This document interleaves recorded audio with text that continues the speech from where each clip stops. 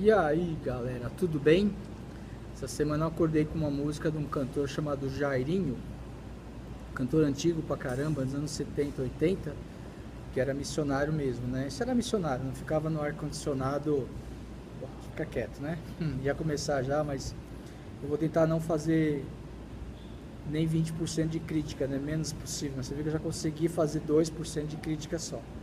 Mas voltando, eu acordei essa semana, hoje é dia, nós estamos aí na primeira quinzena praticamente de fevereiro acabando, né? Acabou, na verdade. E aí, nessa música que ele canta, ele fala: você quer seguir o seu caminho, quer andar na luz do destino, quer falar aos outros do amor de Jesus que por você morreu na cruz?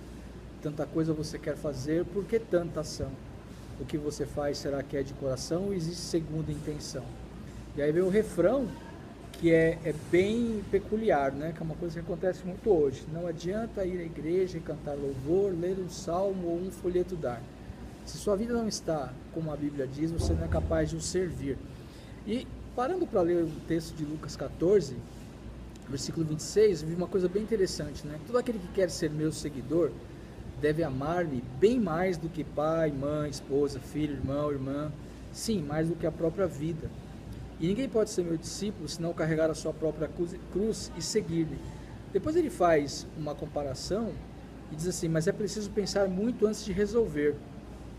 E no final, no versículo 33, ele diz: assim ninguém pode ser meu discípulo se primeiro não resolver abrir mão de todas as coisas por mim. Às vezes a gente acha que você seguir a Jesus é você abrir mão de todas as coisas legais da terra, né? Todas as coisas bacanas, porque Deus é um castrador, é um cara que estraga prazer, é um cara que não quer saber muito de ver as pessoas felizes, né? Mas não é verdade. E eu fui um cara que durante um bom tempo me privei de ter uma vida bacana com Deus por causa disso, porque eu ficava muito preocupado em saber o que ele ia fazer com as minhas coisas, né? Aí eu percebi que essas minhas coisas, na verdade, não são minhas, são todas coisas dadas por ele como talento, né? Estava conversando com um brother meu outro dia, não tem absolutamente nada a ver com evangelho, cristianismo, nada, ele é 0% evangelho. E ele falou assim: cara, eu tenho um talento, e esse talento que me deu foi Deus.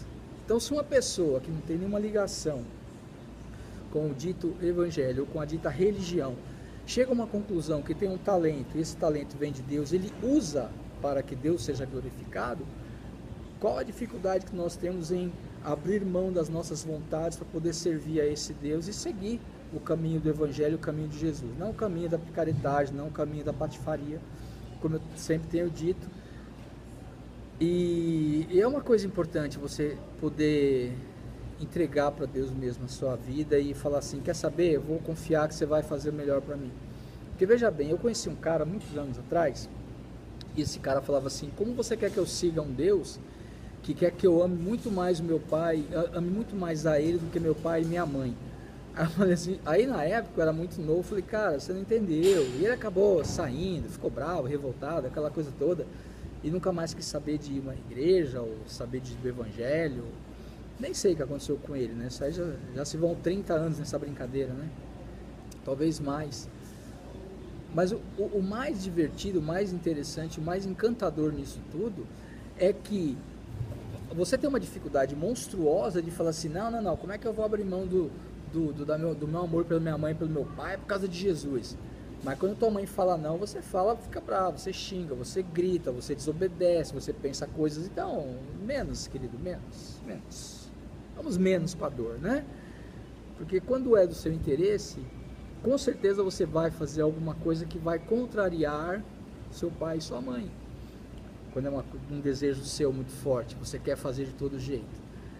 E quando eu tive muitas tretas com a minha irmã porque a gente brigava por causa de meia, né? Só por causa de meia, tá? Olha o que vocês estão pensando aí.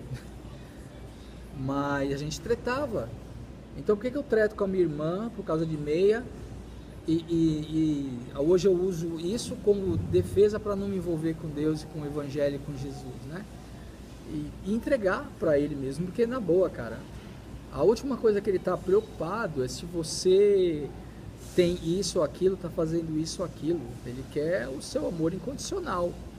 E quando você ama incondicionalmente, quando você ama uma pessoa retribuindo o amor que ela dá, você naturalmente vai fazer aquilo que agrada a ela sem nenhum tipo de dificuldade.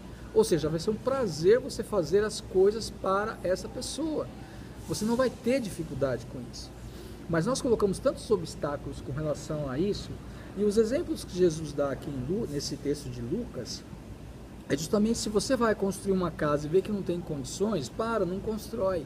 E se você com 10 mil homens sabe que vai lutar com um outro exército que tem 20 mil, você só fazer as contas.